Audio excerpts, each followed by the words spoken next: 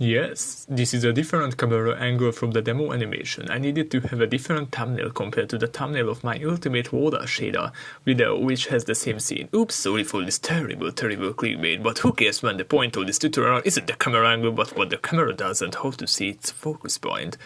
Well, it's very easy. The strength of depth of field is defined by the f-stop value.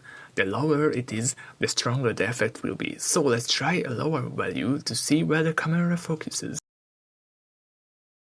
See where it focuses?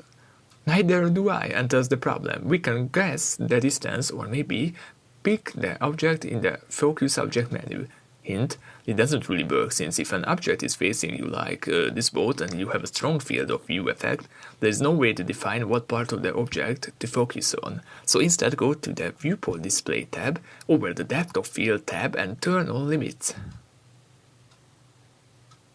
This will show the focus point in the viewport. It is the cross sign. You wanna either move the cross itself or set up the distance normally down in the depth of field tab, but now you actually see where it is focusing.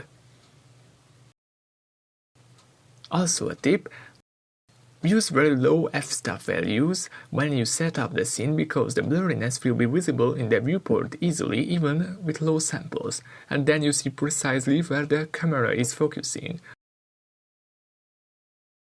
This is it, the quick blender tip for beginners.